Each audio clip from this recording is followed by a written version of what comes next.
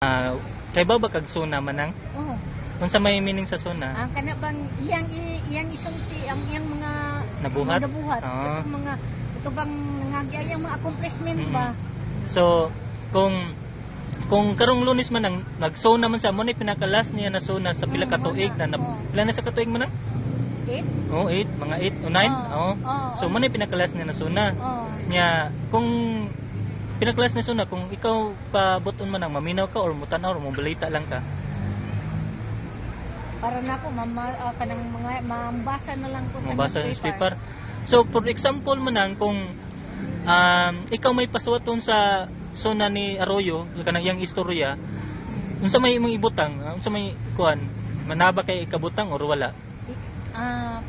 Particularly yung sa kang tama kanang sa napang. Ay nasay nabuhat na maayo, ana something. Wala Ipahambog pang. Sa imo nakita na pa si ikapanghambog? Ano na pud siya? Sige man unsa may at ikipanghambog niya.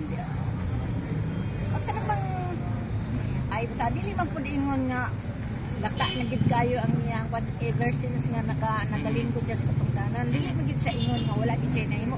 Do na sad. Apan mostly gyud nga ang mga tao nga karon nga giabtan ta karon pait gyud kayo ang gidangatan sa mga tao. Ay ang yang isulti gani nga kita dato ta kay sanan niya wa lang gani tag kinahanglang mo abroad pa kay kanang naidagan siyang trabaho, may giingon di ba?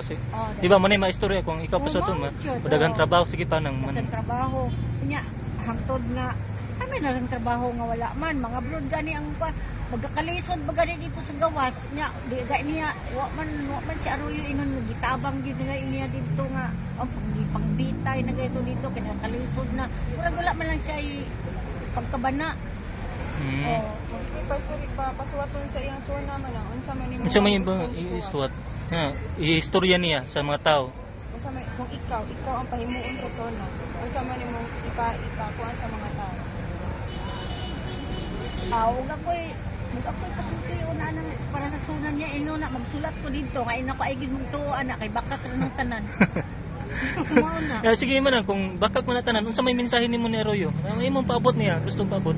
Ang akong paabot nga kinahanglan manaog lang siya siyang katungdanan karon nga pagkakaron dili na siya ingon nga ang ambisyon pa siya pag-usab kay katilaw naman ta sa iyang yung termino niya.